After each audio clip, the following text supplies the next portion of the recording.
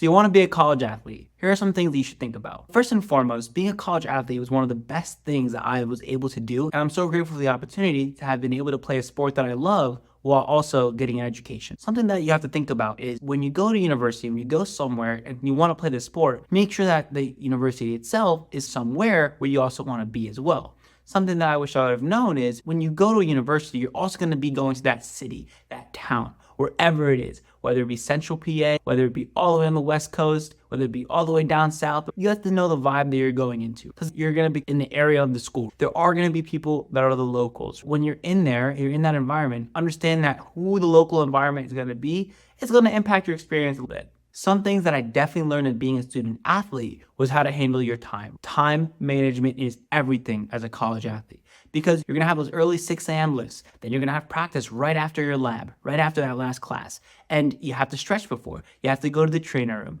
You have to make sure you're healthy. You have to make sure you eat right, drink a lot of water. There's all these little different things that are constantly going to be taking up your time. So you have to make sure that you're managing your time well, that you're not just indulging in the social aspect of life in college. So make sure you have a plan. Make sure you have a purpose and a motive of what you want to do when you get there. Because there are going to be people who you'll watch and think, oh, they're partying hard, they're doing this, they're doing that. But if you do the same, you're not going to get the same result. So understand that not everyone's built the same and you just have to accept that. So understand that first and foremost, think about your purpose and think about your why.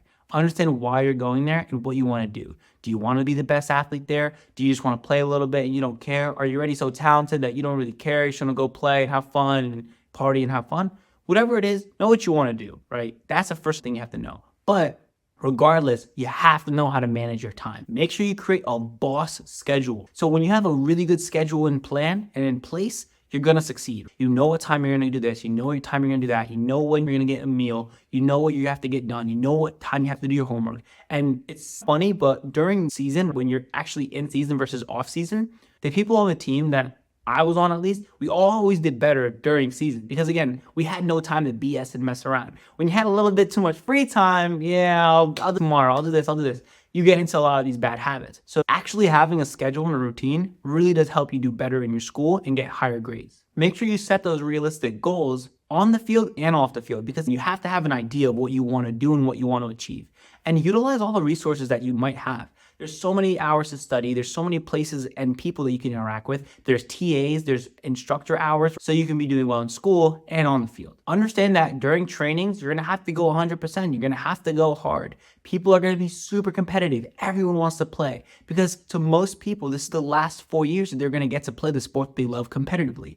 A lot of the times, you're not going to go pro after going 4 years in college, depending on where you go and depending on what your dreams and aspirations are, but most likely, these are going to be the 4 last years that they play at a really high competitive level. So it's going to mean everything to them. They're going to go hard in the paint. So you as well need to understand that and level up to that level of what's expected. And honestly, you're going to notice some people won't take it seriously. They're just there to be there to have fun and enjoy college. You don't want to be one of those people. You want to take it serious. You want to ball out. That's why you're watching this video. You're curious. You want to know what advice would someone who has done it before take.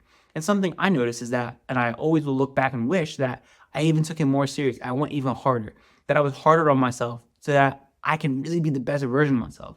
Because you don't want to look back and think, oh, I could have been a better athlete there. Oh, I could have done a little bit better. I could have been more focused. I could have been more locked in. And when you lock in, you really will get the benefits of that commitment and take advantage of it. Again, enjoy it. It's supposed to be fun. So make sure you're having fun in what you're doing and playing your sport. My personal journey to becoming a college athlete was a lot different than most people. I was actually a walk-on to the university soccer team. And when I walked on, I remember thinking I have to fight for the spot.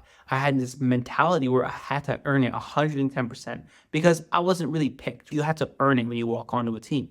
And when I made the team as a walk-on, I remember looking around thinking, as a technical level, I just wasn't as good as some of these seniors, some of these juniors. They were technically way more sound than I was. So I made it a mission of mine within that whole year, that whole semester, I'm going to become technically better. I'm very athletic, but I want to become technically more sound. Because again, I started playing soccer pretty late. I started playing in like 7th grade. And again, it was just rec league soccer. So to me, I was lacking so much technical ability that a lot of these kids were playing. So I knew that I had to take it way more serious. Fast forward, by my sophomore year, I was the first person off the bench subbing into a game against Messiah.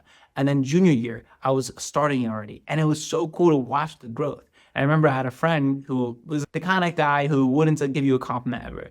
I remember after a game, he comes up to me, he's like, "Hey, listen, man, like you're playing like the best player on the team right now." And he's like, "The only time I'm ever gonna tell it to you." And it really honestly was the only time he ever said that to me.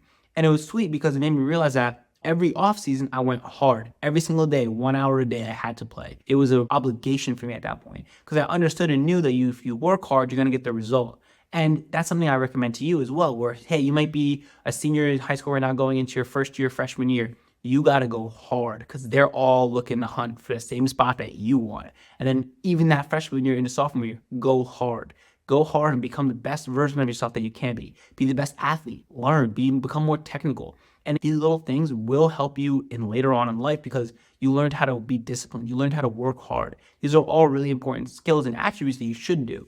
And say you're a parent, you're watching this, make sure your kid sees this and understand, hey, I got to hustle hard for what I have, not just because I'm the most talented high school athlete in the area. No, you're going to see other guys who are all the most talented high school athletes in the area. So the level of competition is going to rise. Sometimes you're also going to deal with a coach that may or may not believe in you 100%, like your old coaches might have.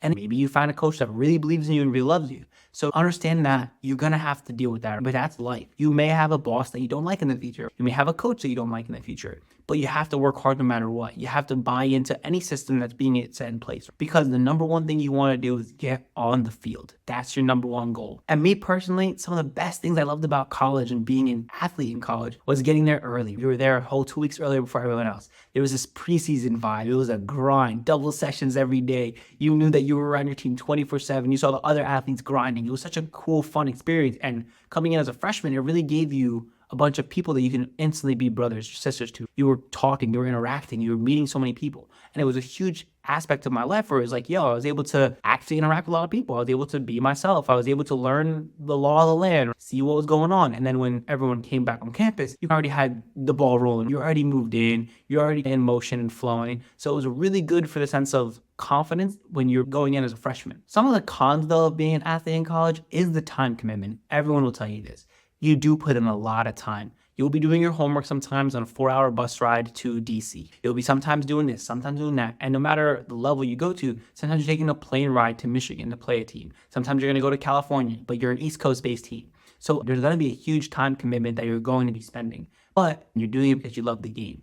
And make sure that you know your purpose is because you love the game and you want to play. Maybe you want to go to even to the next level. Make sure you're grinding for that. Like you have a vision, you have a goal. So do it. And anyone can make it. I remember seeing videos of guys who were D2, D3, D1, and they went pro. Like people can make it from any league, anywhere. So make sure you take advantage of every opportunity you have and really ball out.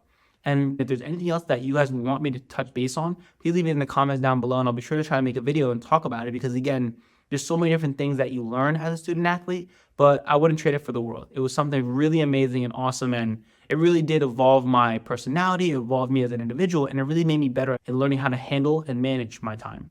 Thank you guys again for tuning in. I really do appreciate it. Be sure to like, subscribe, and share. And again, like I said, leave those comments down below. Let me know what you think. And I'll see you guys next week on another video.